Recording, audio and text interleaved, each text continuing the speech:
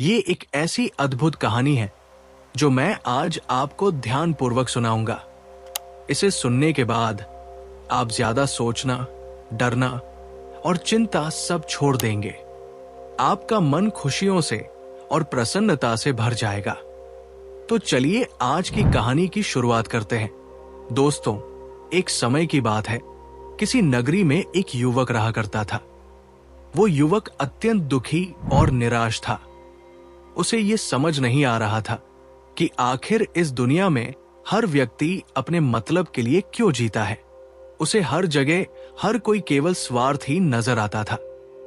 वो हमेशा यही सोचा करता कि उससे कोई प्यार नहीं करता, उसकी कोई परवाह नहीं करता। सब उससे मतलब के लिए अपने संबंध रखते हैं।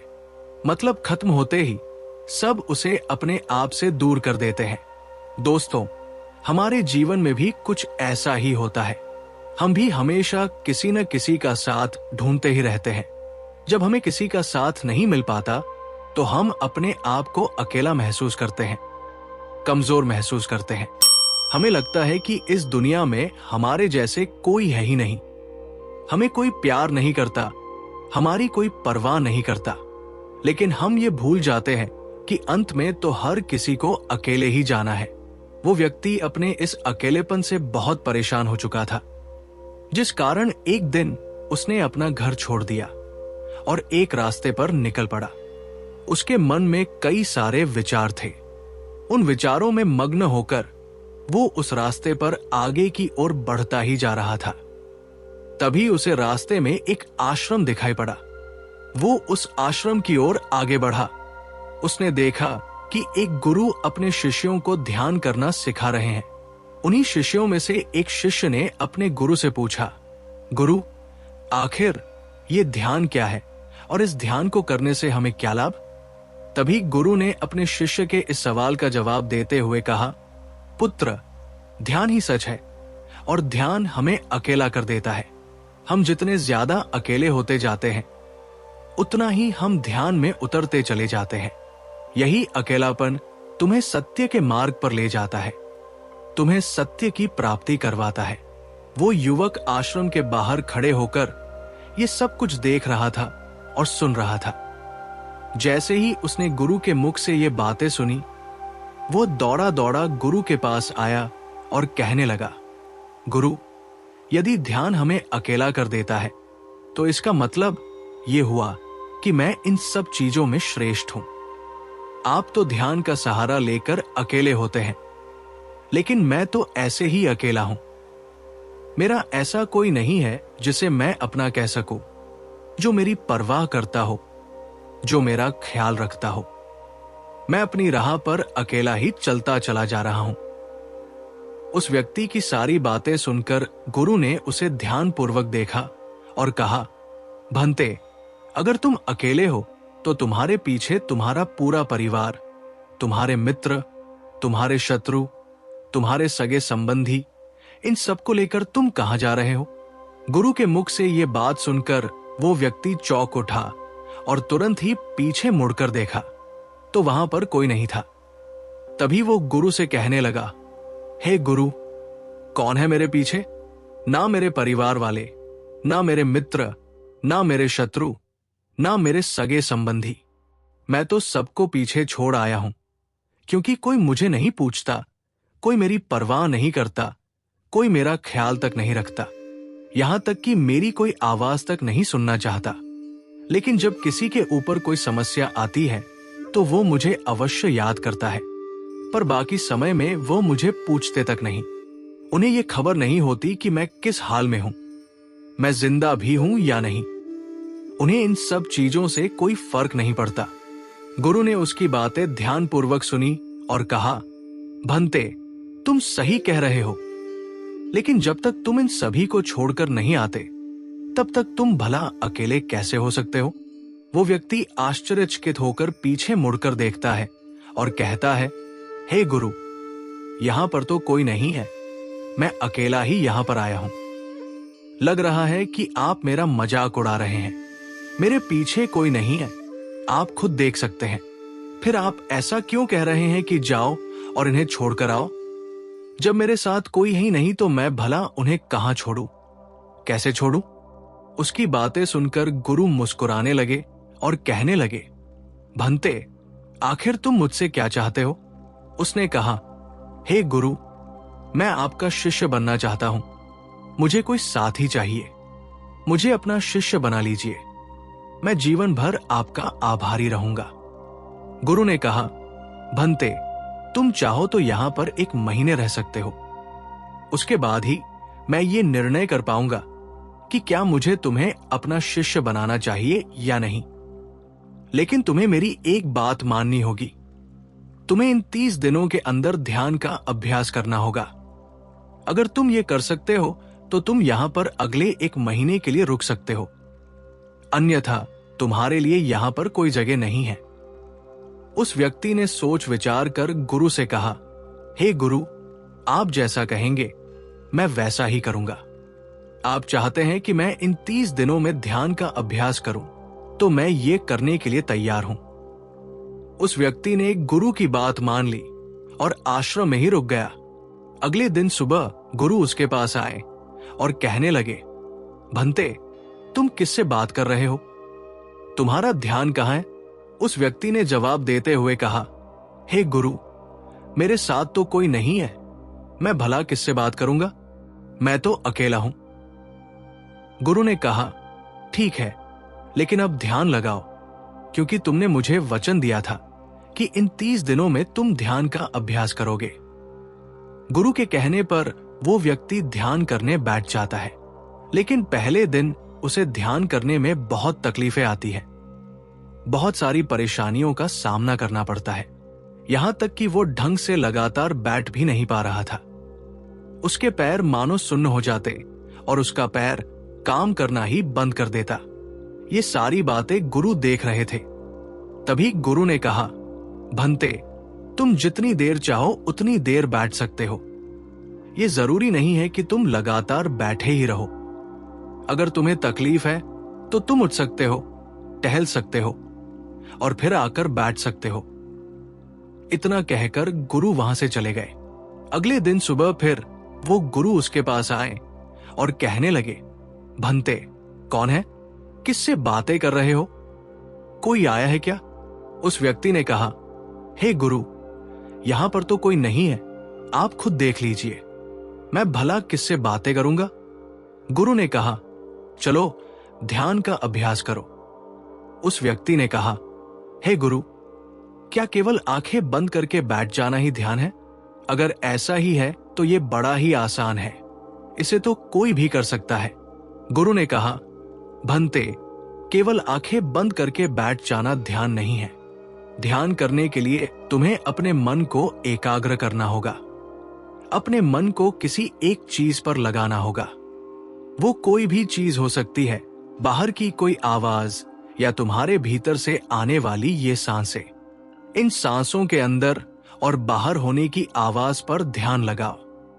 तुम ऐसी किसी भी चीज पर ध्यान लगा सकते हो जो लगातार वर्तमान समय में घट रही है, ताकि तुम्हारा पूरा ध्यान उस चीज पर एकाग्र हो जाए और तुम्हारा ध्यान कहीं और भटके नहीं। गुरु वहां से चले गए। अगले दिन फिर वो व्यक्ति के पास पहुंचे और कहा, भंते, तुम क्या कर रहे हो? इतना आलस क्यों फैला हुआ है? अपने पास से आलस को भगाओ, अन्यथा ये तुम पर हावी हो जाएगा और फिर तुम हमेशा इसके अधीन बनकर रहोगे। उस व्यक्ति ने कहा, हे गुरु, आप तो रोज एक ही बात कहते हैं कि यहां पर कोई है, लेकिन मुझे तो कोई नजर आता ही नहीं। आप ही बताइए, यहां पर कौन है? गुरु ने कहा, ठीक है, चलो अभ्यास के लिए चलते हैं। उस व्यक्ति ने कहा, हे गुरु, मेरा एक प्रश्न है, आपकी आज्ञा हो तो मैं पूछ सकता हूं। गुरु ने कहा, हां, पूछो। वो व्यक्ति ने कहा, हे गुरु, आपकी कृपा से अब मैं पहले से बेहतर तरीके से ध्यान कर पा रहा हूं, लेकिन अभी भी मुझे एक समस्या आ रही है, और वो ये है कि जब भी मैं अपनी सांसों पर ध्यान देता हूं तो मेरा मन एकाग्र हो जाता है और मैं पहले से ज्यादा और अच्छी तरह से ध्यान भी लगा पाता हूं। लेकिन ध्यान लगाते लगाते मुझे नींद आने लगती है और मैं सो जाता हूं। फिर उसके बाद मुझसे ध्यान नहीं हो पाता। उसके बाद केवल बस मुझे नींद ही नींद आती रहती है और मैं ध्यान की तरफ फिर अपने आप को मोड़ नहीं पाता। उस व्यक्ति की यह बात सुनकर गुरु ने कहा, यह तो अच्छी बात है। इतना कहकर गुरु वहां से चले गए। 5वें दिन जब सुबह सुबह गुरु उस व्यक्ति के पास पहुंचे तो उन्होंने कहा, भंते, तुमने इतने लोगों को क्यों बुला रखा है? इतने सारे लोग तुम्हें ध्यान नहीं करने देंगे। तुमने इतने सारे लोगों को क्यों बुलाया है? इन्हें यहां से जल्दी भेजो। मुझे ये बिल्कुल पसंद नहीं है। तुम तो यहां पर अकेले आए थे, जैसा कि तुमने कहा था। तो फिर इतने सारे लोगों को तुमने आज क्यों बुला रखा है? इन्हें अभी के अभी वापस छोड़कर आओ। वो व्यक्ति मन ही मन सोचने लगा कि गुरु पागल हो चुके हैं। जब भी रोज आते हैं तो हमेशा एक ही बात कहते हैं कि यहां पर कोई है, लेकिन मुझे तो कोई नजर ही नहीं आता। बड़ी विनम्रता से उस व्यक्ति ने गुरु से कहा, हे गुरु, शायद आपकी आंखें जो देख पा रही हैं वो मैं नहीं देख पा रहा हूं। मुझे तो यहां पर कोई नजर नहीं आता। गुरु ने कहा, ठीक है, चलो अब ध्यान का अभ्यास करते हैं। उस व्यक्ति ने कहा, हे गुरु, मुझे ध्यान के वक्त नींद आती थी। जैसा कि मैंने आपको बताया था, उस पर तो मैंने नियंत्रण पा लिया है, लेकिन अब जब भी मैं ध्यान करने बैठता हूं और किसी एक चीज पर अपना ध्यान केंद्रित करता हूं तो मेरे मन में विचारों का सैलाब होता है, मानो विचारों की बाढ़ सी आ जाती है। इतने विचार तो आंखें खोलकर भी मैंने कभी नहीं देखे होंगे, जितने की आंखें बंद करने के बाद मुझे नजर आते हैं। और इन विचारों में कुछ ऐसे विचार भी मेरे मन में आते हैं जिनके बारे में मैंने आज तक सोचा तक नहीं है। मुझे उनके बारे में कुछ भी नहीं पता। ये सब क्यों हो रहा है गुरुदेव? गुरु ने कहा, अच्छा, ऐसा हो रहा है। इतना कहकर गुरु वहां से चले गए।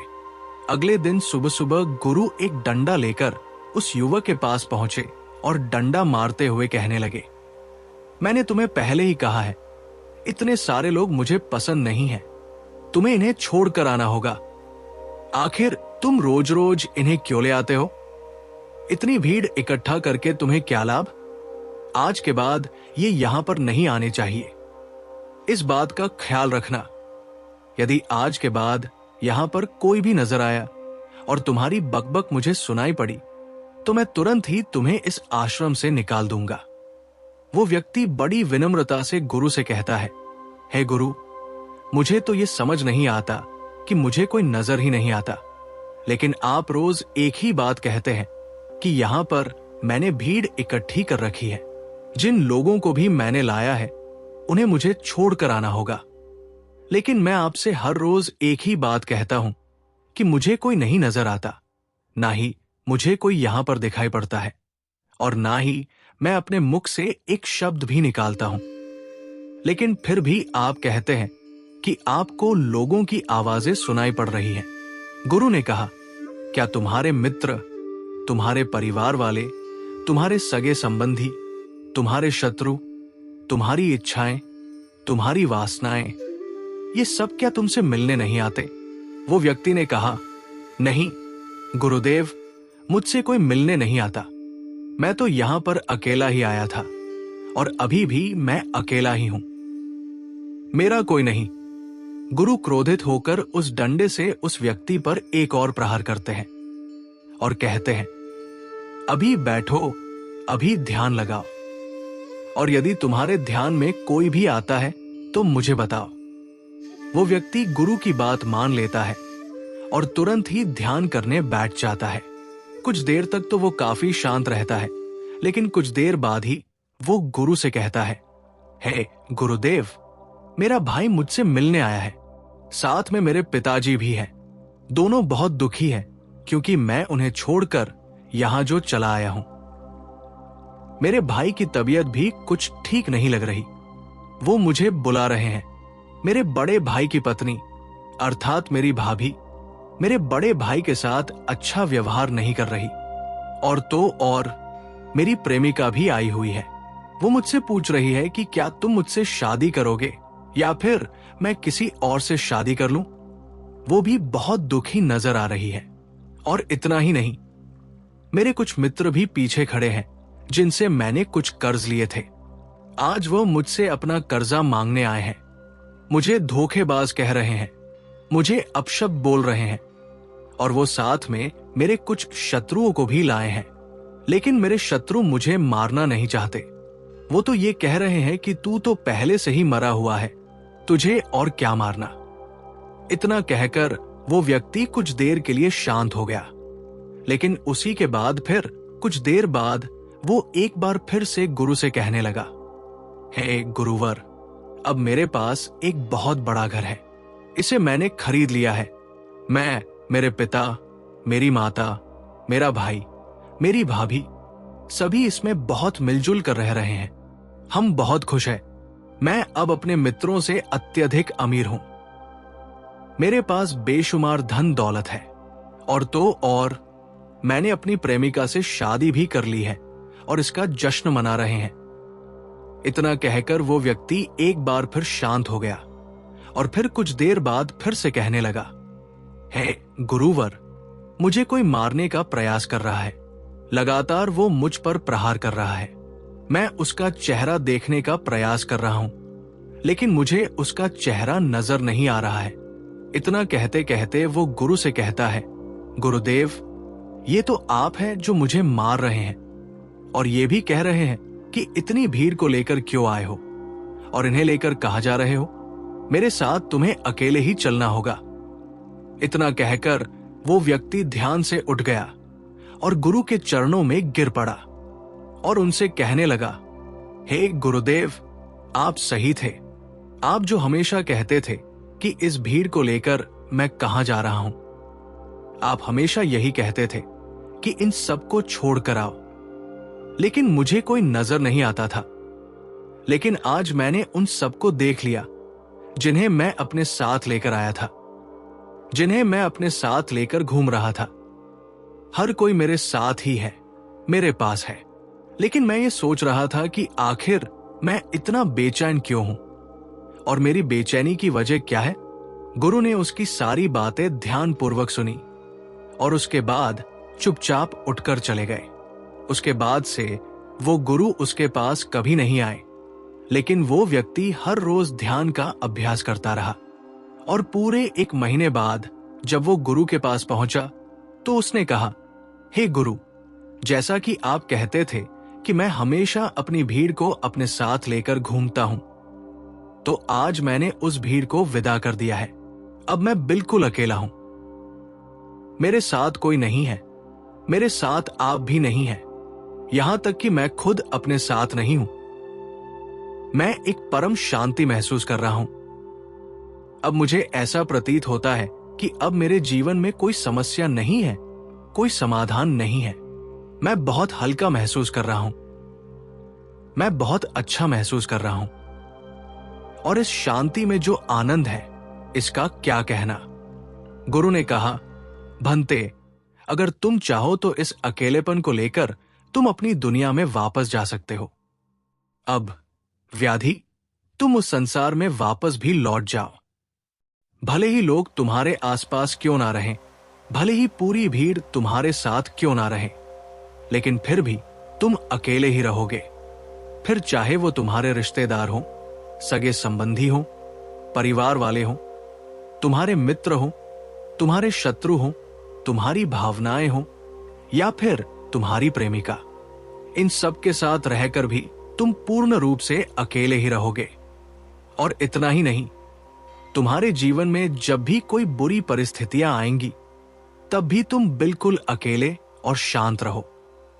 और तुम हर परिस्थितियों का समाधान निकालने में भी अब पूरी तरह सक्षम हो चुके हो। और यदि अब तुम चाहो तो मैं तुम्हें अपना शिष्य बना सकता हूं, क्योंकि हो सकता है तुम्हें यह लग रहा हो कि ये 30 दिन तो पूरे खत्म हो चुके, लेकिन ध्यान का मार्ग अभी शुरू हुआ है।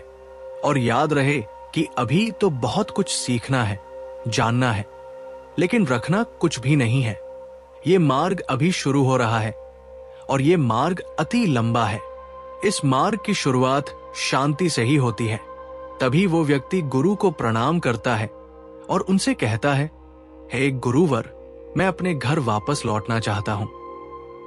अपने उस संसार में वापस जाना चाहता हूं, ताकि मैं अपनी जिम्मेदारियों को निभा सकूं और साथ ही साथ इस मार्ग पर भी आगे बढ़ सकूं, यदि आपकी आज्ञा हो। इतना कहकर वो व्यक्ति शांत हो गया। तभी गुरु मुस्कुराने लगे और उस व्यक्ति से कहते हैं, भंते, मन शांत हो तो सब हो सकता है। तुम संसार में रहकर भी अकेले रह सकते हो, लेकिन एक बात याद रखना कि हमें सीखना बहुत कुछ है, जानना बहुत कुछ है, लेकिन रखना कुछ भी नहीं है। अब तुम जा सकते हो, तुम्हारा कल्याण हो। दर्शकों, चलिए अब ज्यादा सोचने के ऊपर अगली कहानी की शुरुआत करते हैं। संपूर्ण मानव जाति एक दौड़ में लगी हुई है, एक ऐसी दौड़ जो कभी पूरी नहीं होती, जो उसके जंग के साथ शुरू होती है और मरने तक उसका पीछा नहीं छोड़ती। लेकिन क्या कभी आपने ध्यान दिया है कि ये दौड़ किस चीज की है? जरा ठहर कर खुद से पूछिए कि आप किसके पीछे दौड़ रहे हैं, और वास्तव में क्या ये दौड़ कभी पूरी हो सकती है? जिन भौतिक सुख सुविधाओं को इकट्ठा करने में इंसान लगा रहता है, क्या वास्तव में वो भौतिक सुख सुविधाएं उसे शांति या फिर आनंद प्रदान कर सकती हैं? सिकंदर ने मरने से पहले अपने सभी मंत्रियों को कहा था कि जब मेरी अर्थी उठाई जाए तो मेरा शरीर ढका हुआ नहीं होना चाहिए, मेरी हथेलियां खुली होनी चाहिए, ताकि सारी दुनिया ये देख सके कि जो सिकंदर पूरी दुनिया को जीत सकता था, वो भी अपने साथ कुछ नहीं ले जा सका। उसके हाथ खाली के खाली रह गए। लेकिन जीवन की बागडोर ऐसी होती है कि उसे कभी ठहरने का वक्त ही नहीं मिलता। कभी वो सोच विचार ही नहीं करता कि जीवन का सबसे बड़ा सुख क्या है और इसके विपरीत जीवन का सबसे बड़ा दुख क्या है। सुख सुविधाएं तो बहुत लोग इकट्ठा कर लेते हैं, लेकिन सही मायने में उनका भोग कितने लोग कर पाते हैं? वही भौतिक वस्तुएं जो उसने अपने आनंद, अपनी शांति के लिए संग्रहित की थी, वही सुख सुविधाएं उसके दुख का कारण बन जाती है। जब पैसा नहीं कमाया था तो पैसा ना होने का दुख था, और जब पैसा कमा लिया तो वही पैसा उसके बच्चों के लिए या उसके लिए झगड़े का कारण बन जाता है। तो फिर कैसे सुख सुविधाएं, किन चीजों के पीछे आप भाग रहे हो? आज की जो कहानी मैं आप लोगों को सुनाने वाला हूं, उसमें आपको जीवन का सबसे बड़ा दुख और सबसे बड़ा सुख पता चलेगा। इससे पहले कि आप इस कहानी में खो जाएं, इस चैनल को सब्सक्राइब जरूर कर लें। तो चलिए कहानी शुरू करते हैं। अपनी गरीबी के दिन याद करके सेठ नानंद की आंखों में आंसू आ गए। आज उसने जीवन में सब कुछ हासिल कर लिया था। सारी सुख सुविधाएं उसके पास थी। घर में नौकर चाकर थे, हजारों लोग उसके नीचे काम करते थे, जो उसकी एक आवाज पर उसके पास खड़े होते थे। लेकिन फिर भी आज सब कुछ हासिल कर लेने के बाद भी वो दुनिया में अपने आप को सबसे गरीब आदमी समझ रहा था। आखिरकार अपनी गरीबी के दिन याद करके उसकी आंखों में आंसू आ गए। उसके पास कुछ नहीं था, लेकिन तब भी वो प्रसन्न रहता था। लेकिन आज सब कुछ होने के बाद भी वो प्रसन्न नहीं था। और दुनिया में वही आदमी सबसे गरीब होता है, जो सब कुछ होते हुए भी अकेला महसूस करता है। उसे एहसास होने लगा था कि धन संपदा या भौतिक सुख सुविधाएं उसके मन की पूर्ति नहीं कर सकती। लेकिन अब तो बहुत देर हो चुकी थी। उसका पूरा जीवन बीत चुका था। अब पूरे जीवन की कमाई उसे व्यर्थ लगने लगी। उसे लगने लगा कि उसने जो कुछ कमाया वो सब यूं ही था, व्यर्थ था। ये एहसास उसे जीवन में पहले कभी नहीं हुआ था। काश उसे ये एहसास पहले हो गया होता तो वो ठहर जाता, रुक जाता, रुककर चिंतन करता कि जो चीज वो इकट्ठा कर रहा है, क्या वास्तव में वो इकट्ठा करने लायक है? अगर उसे ये बात पहले पता चल गई होती तो वो अपने जीवन में सार्थकता खोजने की कोशिश करता। वो उस रहस्य के बारे में खोज करता जो उसके मन की पूर्ति करता, जो उसका अकेलापन दूर करता, जो उसके जीवन को संपूर्ण बना देता। उसने अपने दोनों बेटों को अपने पास बुलाया और उन्हें जीवन की सीख समझाने की कोशिश करने लगा। सेठ ने अपने बेटों से कहा बेटा, मेरे को जीवन में कोई बताने वाला नहीं था, सही रास्ता दिखाने वाला कोई था ही नहीं। इसलिए मैं उस रास्ते पर चलता रहा जिसका कोई अंत नहीं था, और आखिर में पहुंचकर मुझे महसूस हुआ कि जितना रास्ता मैं तय करके आया हूं, उतना ही रास्ता बाकी और है।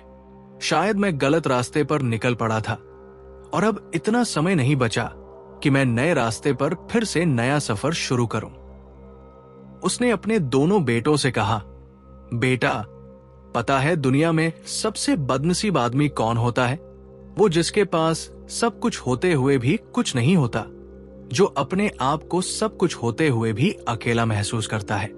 भला इससे बड़ा दुख, इससे बड़ी बदनसीबी और क्या हो सकती है?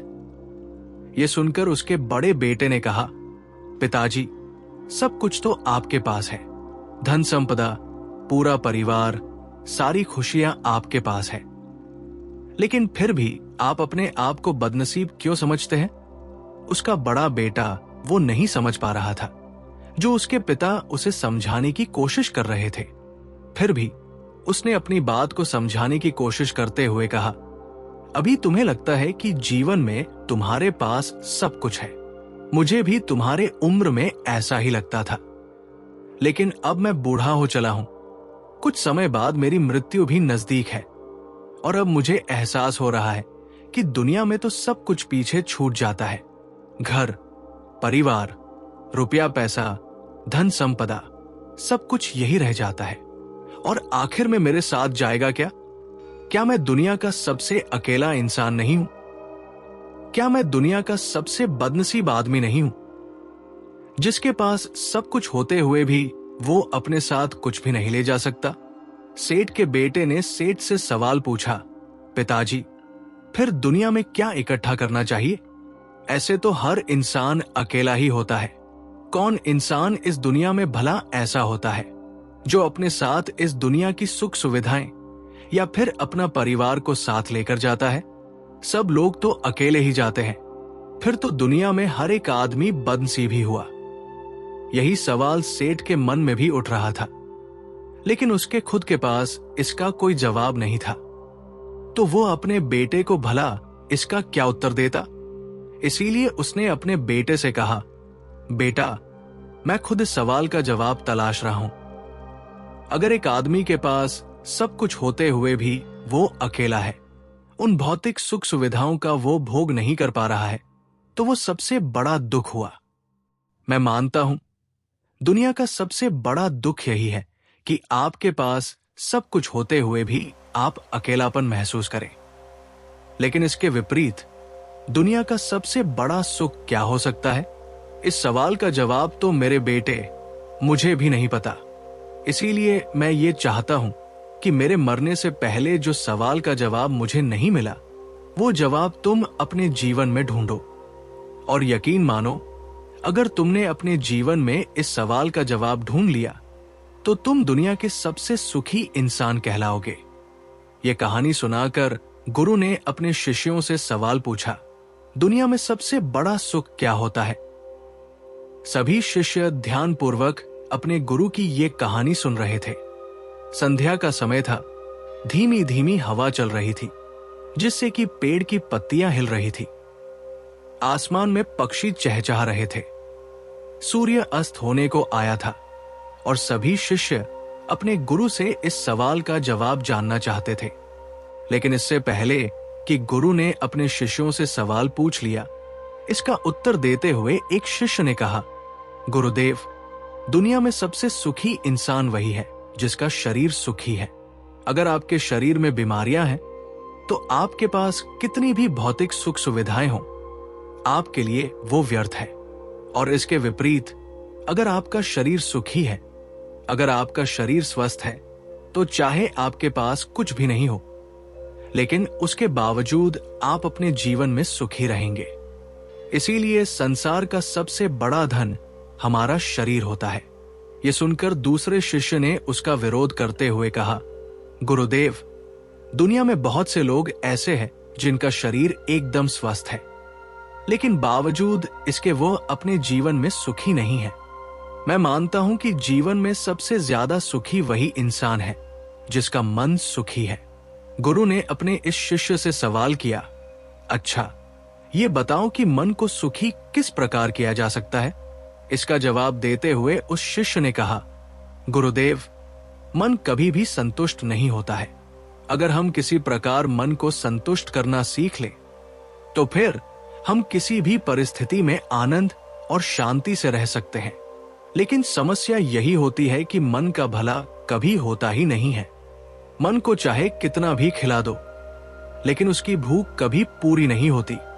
चाहे उसको कितना ही धन दे दो, लेकिन बावजूद इसके उसका लालच बढ़ता ही जाता है। अब गुरु ने सभी शिष्यों को समझाना शुरू किया। गुरु ने कहा, अज्ञानतावश मनुष्य कभी ये समझ नहीं पाता कि उसका मन हमेशा से खाली था। लेकिन व्यर्थ की चिंताएं, व्यर्थ के लक्ष्य अपने जीवन में बनाकर उसने अपने मन को बांध लिया। जिस मन की प्रवृत्ति हमेशा खाली रहने की थी, उसने उस मन को कूड़े कचरे से भर लिया।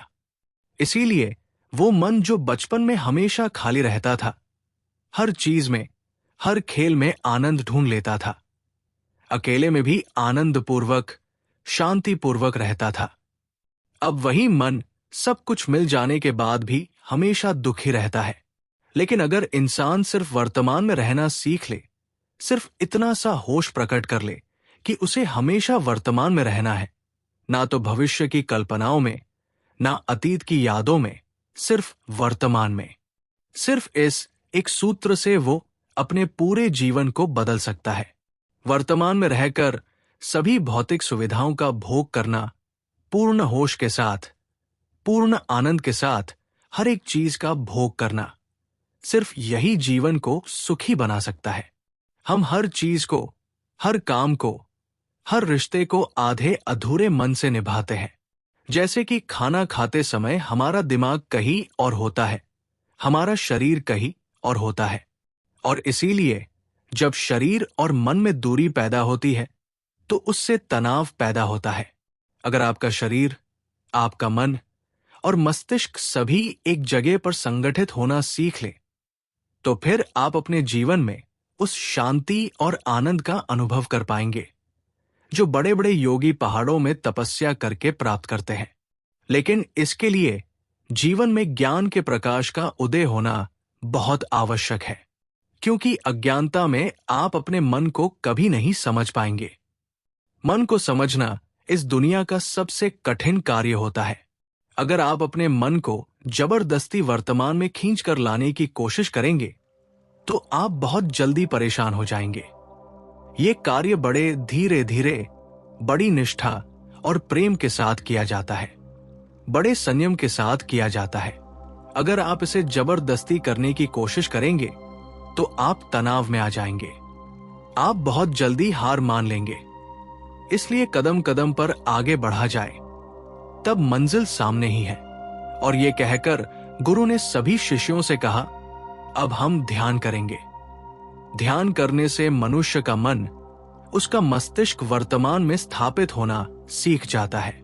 धीरे धीरे प्रतिदिन ध्यान का अभ्यास करने से वो उस आनंद और शांति का अनुभव कर पाता है जो सांसारिक वस्तुओं में कहीं नहीं मिलता, जो किसी भौतिक सुख सुविधा में नहीं मिलता। इसके बाद सभी शिष्य अपने गुरु के साथ ध्यान में लीन हो गए। दोस्तों, मैं उम्मीद करता हूं कि ये कहानी सुनने से आपके जीवन में अच्छे बदलाव आए होंगे। आपको इस वीडियो से क्या सीखने मिला, ये कमेंट करके जरूर बताएं। अपने परिवार, दोस्तों या आपके करीबी इंसान के साथ ये कहानी शेयर करके उन्हें भी इस ज्ञान से परिचित करवाएं। बाकी अगर आपको ये वीडियो दिल से अच्छी लगी हो, तभी इस वीडियो को लाइक कर देना, और आपने अब तक इस चैनल को सब्सक्राइब न किया हो तो चैनल को सब्सक्राइब भी जरूर कर देना। आपका हर दिन शुभ हो और खुशियों से आपका जीवन भरा रहे। धन्यवाद। नमो बुद्धाय।